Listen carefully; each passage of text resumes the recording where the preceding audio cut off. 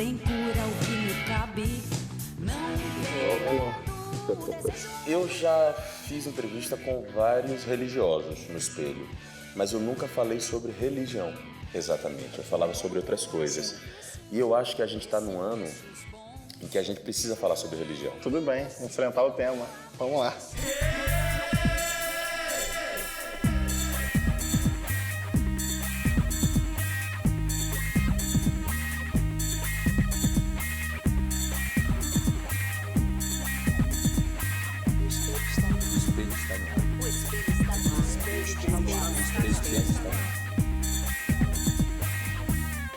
O espelho está no ar.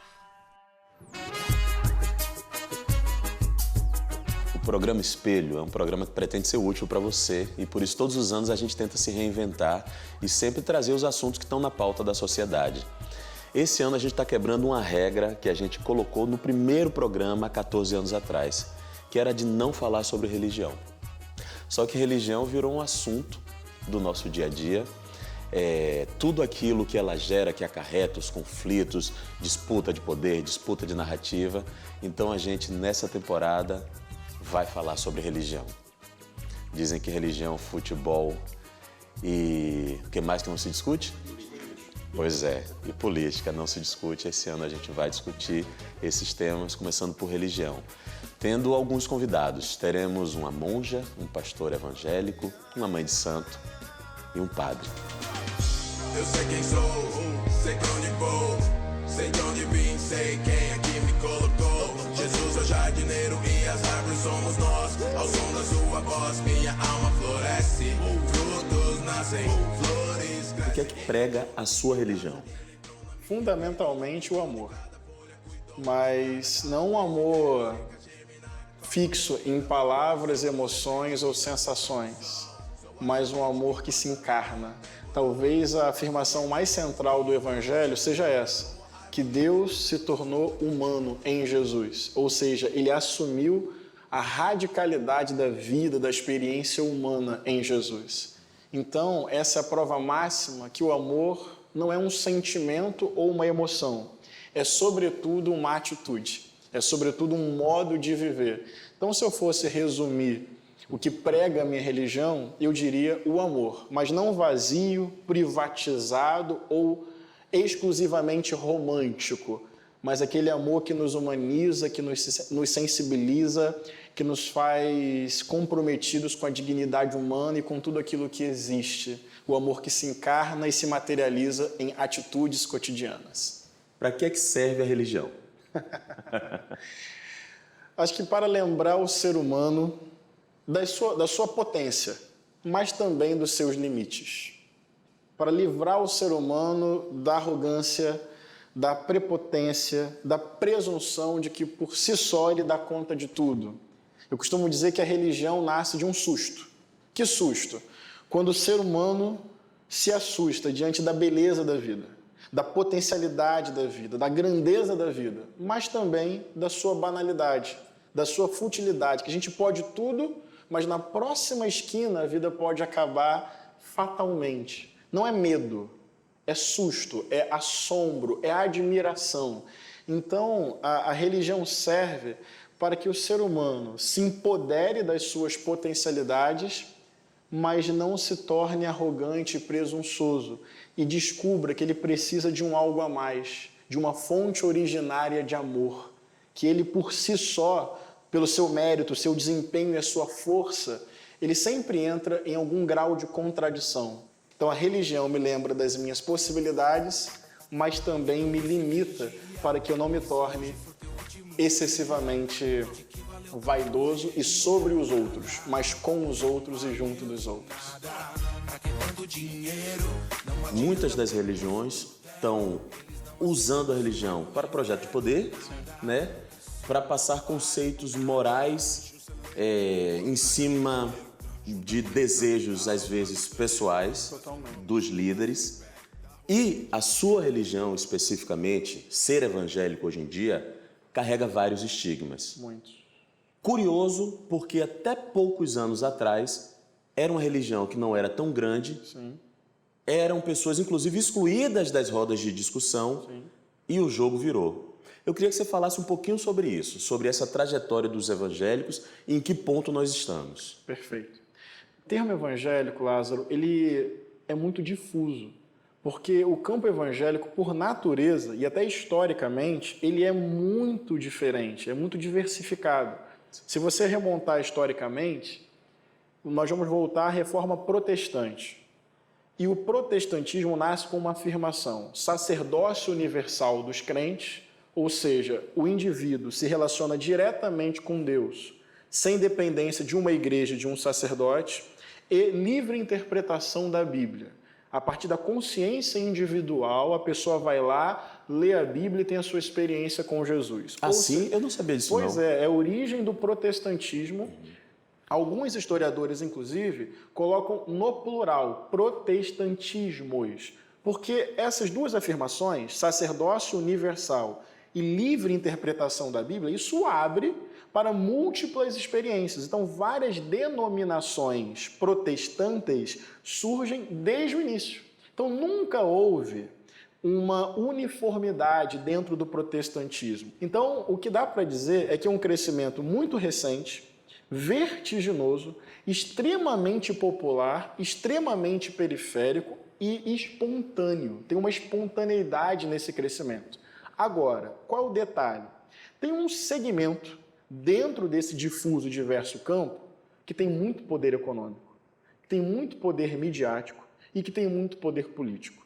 E que esse segmento hoje se traduz num projeto de poder. Um projeto de poder antilaico. O Estado laico é um conceito moderno para demonstrar que o Estado, enquanto instituição política, não pode se deixar conduzir pela doutrina de uma determinada religião. Portanto, o Estado laico não é aquele que é contra a experiência religiosa, eu diria até pelo contrário, é aquele que respeita e resguarda a liberdade que os indivíduos têm de crer e de expressar a sua fé. Resguarda isso. Porque se fosse o contrário, por exemplo, um Estado fundamentalista religioso, ele pega uma religião, transforma a doutrina desta religião na Constituição e basicamente obriga as pessoas para que elas sigam esta doutrina em forma de lei. Então isso necessariamente é autoritário porque desrespeita a diversidade de crenças e quem não crê. Então você vai arbitrar sobre a vida do indivíduo obrigando que ele paute o seu comportamento de acordo com uma doutrina religiosa transformada em obrigatoriedade legal. Portanto, o Estado laico, ele resguarda e protege que as pessoas creiam e manifestem a sua crença e se reúnam nos seus espaços de culto. Mas o Estado, na hora de pensar em políticas públicas e em leis, ele vai buscar o bem comum, inclusive resguardando a liberdade que os indivíduos têm de crer e de manifestar a sua fé. Vivemos num país extremamente desigual, que precariza muito a vida das pessoas. É a luta diária para literalmente sobreviver. E a fé, e nesse contorno evangélico, surge como às vezes o último ou único recurso que a pessoa tem de se empoderar. Então, uma pessoa esquecida pela sociedade, que às vezes tem que abaixar a cabeça para o patrão, é esculachada pelo Estado, ninguém dá importância para a sua vida e suas questões pessoais. Daí ela chega naquela portinha da igreja, abre, ali ela ganha nome, ali ela ganha respeito, ali ela fala e acontece um milagre.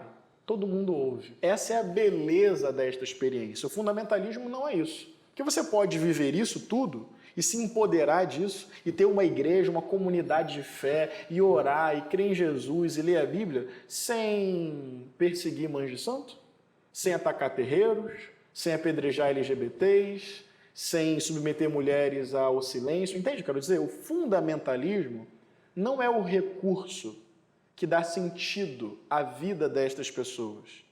São outros dispositivos bonitos, belos, comunitários e singelos. O fundamentalismo é pegar isso, transformar isso num espírito bélico, de guerra, que olha para a pessoa de outra religião ou com um comportamento diferente daquilo que você acredita e transforma aquela pessoa em uma inimiga de Deus. E esse é o perigo do fundamentalismo, é transformar o outro em inimigo. Então, o fundamentalismo é uma concepção influencia o comportamento individual, gera algum grau de intolerância. O extremismo é quando essa concepção se materializa em ações de violência e se traduz em um projeto de poder. Eu quero usar o Estado, as políticas públicas, mexer na Constituição para que todas as pessoas sigam aquilo que eu creio. E a gente está vivendo uma fase que me obriga, por exemplo, a começar um programa como esse, que a gente podia falar de fé, de Deus, de acolhimento. Sim.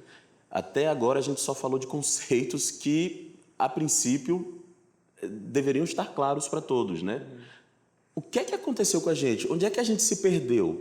Essa pergunta é muito boa, mas eu vou te dizer, esse problema não é de hoje. Eu sou discípulo de alguém que há cerca de 2000 anos atrás disse basicamente o seguinte: Deus é amor. E o que importa? Amar o outro como a si mesmo.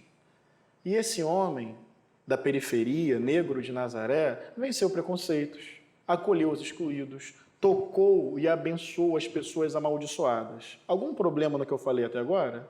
Não. Ele foi preso, torturado, assassinado pela ordem da época por todas estas coisas que eu falei. Portanto, há 2000 anos atrás, alguém que simplesmente disse Deus é amor, foi um escândalo, foi um herege, foi um desviado. E as estruturas da época acharam que ele era uma ameaça, porque tocava em privilégios só porque falava do amor e da celebração da vida. Evidente que estamos vivendo um momento tenso. Parece que a experiência religiosa está cada vez mais dura, centrada nos conceitos e não nas pessoas, e gerando ameaças. A minha conclusão é que tem algo aí que perpassa. Sempre que as estruturas de poder ficam mais importantes que a dignidade humana, a gente enfrenta literalmente os mesmos problemas há muito tempo. Nós precisamos fazer com que o amor seja a capacidade de chorar a dor do mundo por ver na dor do mundo o nosso próprio mundo de dor.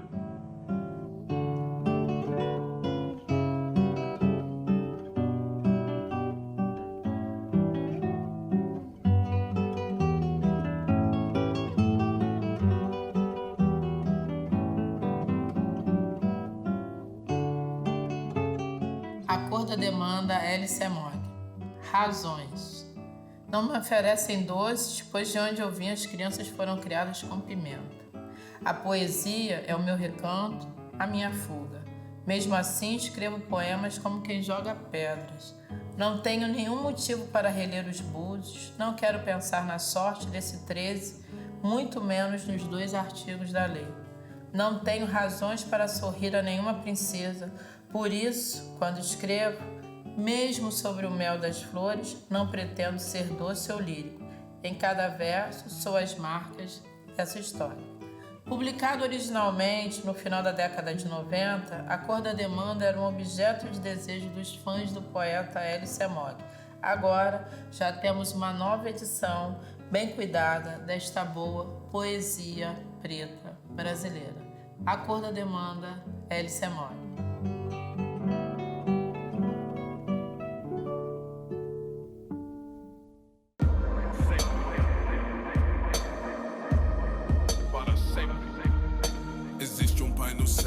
Santo e justo, ele tem vontades opostas aos homens deste mundo. Você fundou uma igreja em 2009, Igreja Batista do Caminho, né? Você sabe que são fundadas muitas igrejas no Brasil, né, atualmente. Enquanto a gente conversa aqui, algumas estão Enquanto a gente conversa, foi fundada. Mas quero saber por que é que você fundou essa igreja. Eu era seminarista da primeira Igreja Batista de Niterói, uma igreja de mais de 100 anos, que eu tenho muita gratidão pela minha infância lá, pela minha adolescência lá, onde eu conheci Jesus, onde eu fiz as minhas melhores amizades. Mas quando eu era seminarista, eu fui responsável pelo estabelecimento de uma congregação, como se fosse uma filial desta igreja, a primeira Igreja Batista, num bairro de Niterói. E lá eu fui com um grupo de amigos, jovens e adolescentes, eu devia ter, 20 anos, 21 anos. Só que a nossa experiência de fé, de fato, já não estava mais cabendo dentro da estrutura daquela igreja. Nós estávamos angustiados. A gente queria falar de direitos humanos, a gente queria falar da defesa do pobre e do oprimido. A gente queria falar sobre liberdade e acolhimento de pessoas, infelizmente, historicamente, rejeitadas por determinada experiência de igreja, como LGBTs. Tinham amigas já nos pautando com as demandas, as exigências feministas, exigência no bom sentido, né? Exigir a mudança do nosso mundo. Então, a nossa experiência de fé não estava mais cabendo naquele espaço que eu respeito, faz parte de quem eu sou, mas já não diz mais quem eu sou e quem eu era naquele momento. Então, nós nos reunimos e até num processo de conciliação e de diálogo, nós entendemos exatamente isso. Precisamos seguir respirando com mais liberdade os nossos anseios de fé. E aquela congregação se tornou a Igreja Batista, porque a gente continuou se referenciando nos princípios batistas lá do século XVII, que falam em liberdade de consciência, democracia dentro da igreja, que a doutrina tem que ser sempre revisada para dar conta da vida e do caminho. A gente escolheu o nome caminho porque a primeira nomenclatura para os discípulos de Jesus foi essa, porque eles eram peregrinos. Onde é que se encontra essa galera? Você vai encontrar os discípulos de Jesus num açougue, numa padaria, caminhando por ali, numa praça. Onde é que eles estão? No caminho. A gente acha isso potente, porque não fixa a experiência da fé no templo, num lugar fixo ou num dogma. É enquanto a gente caminha, a gente vive e procura testemunhar do amor de Deus. Então, aquele grupo de jovens cria essa igreja. Geralmente, igrejas são fundadas para evangelizar. Eu costumo dizer que a nossa igreja foi fundada para salvar a nossa própria fé, para cuidar dos seus próprios fundadores, porque tinha ali uma crise. Para falar o que eu falo hoje, tem muita lágrima, tem muita dor, tem muita oração, tem muita briga com Deus. Eu costumo dizer que eu creio quase não crendo, mas não consigo deixar de crer.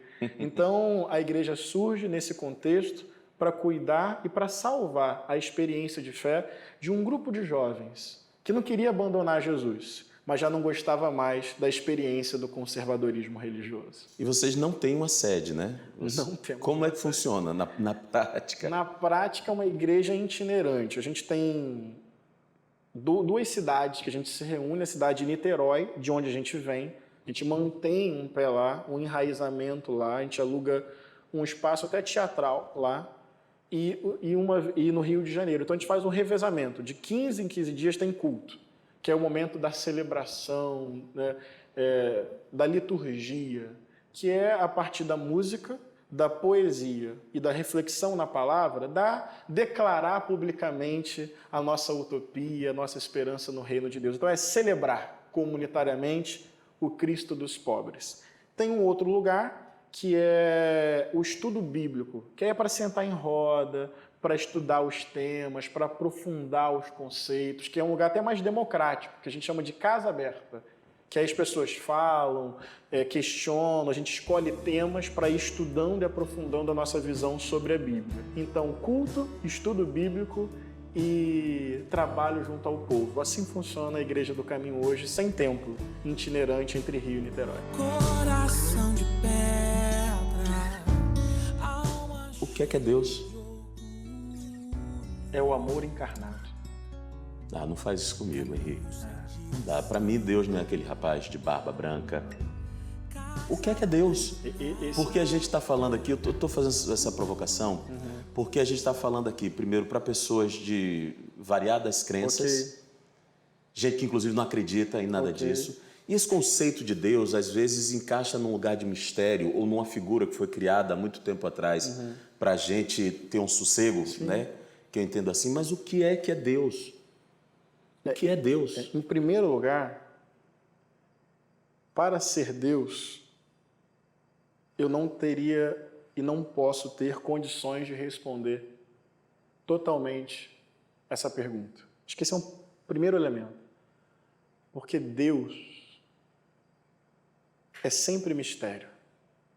Sempre é um passo a mais e além de tudo que eu consigo dizer sobre Ele ou sobre ela. Deus escapa. Deus é indomesticável. Deus é indefinível. Deus está naquele silêncio diante do absurdo. Porque talvez Deus seja o absurdo. Se existe algo que eu posso dizer sobre esse mistério, sobre esse silêncio, se há algum conteúdo nesse vazio, é o amor encarnado. Deus é a fonte originária de todo o amor. O endereço de Deus na Terra é onde o amor se manifesta e se materializa. Portanto, não é uma doutrina, não é um dogma, nem menor ou restrito a uma experiência religiosa. Se existe alguma voz nesse silêncio, é quando o amor encarnado, materializado, se faz no mundo. Eu só posso dizer isso. Além disso, eu não sei o que dizer. Quando eu falei agora há pouco com você que eu creio, quase não crendo, mas não conseguindo deixar de crer, isso não é só retórica, é verdade. Eu sou indignado com as injustiças do mundo. Me dá vontade de gritar com Deus quando eu penso que enquanto nós conversamos, tem a barriga de uma criança roncando por fome nesse mundo. Isso me dá raiva. E eu pergunto, onde é que está você? Qual a sua autoridade de se dizer Deus se o mundo produz isso? Eu estava lendo uma notícia um dia desse de uma mãe em São Paulo, a criança de 3 anos saiu rapidinho do seu colo, do colo da mãe, e saiu pela porta do metrô, na hora que a porta estava fechando. Daí ela tentou voltar desesperada. Desceu na estação, voltou. Cadê a criança? Cadê a criança? A criança entrou no túnel. 3 anos. E morreu. Eu creio, com raiva, que isso não podia acontecer não, irmão. Nem a prevalência dos poderosos, nem essas aleatoriedades que em 3 segundos uma mãe perde um filho no metrô em São Paulo. Portanto, Deus não é o controlador do mundo, senão ele é mau. Deus é o silêncio. Deus é a criança de 3 anos. E a lágrima da mãe. Só creio em Deus, porque creio que Ele morre junto com a humanidade. Todo-poderoso para mim não faz sentido. Todo amor, todo frágil, demasiadamente humano com a gente. É só o que eu posso dizer sobre Deus.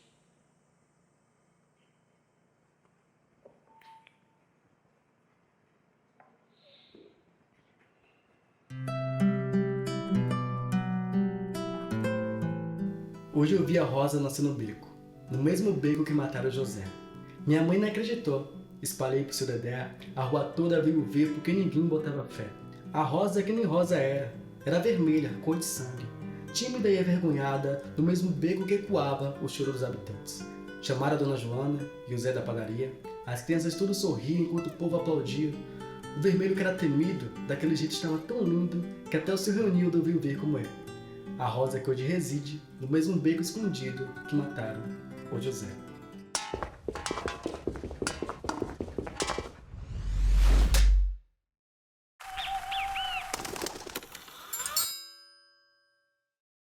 Curtir, compartilhar ou comentar? Nossa, né? Baita dilema isso. Pois é, tô na maior dúvida aqui, cara.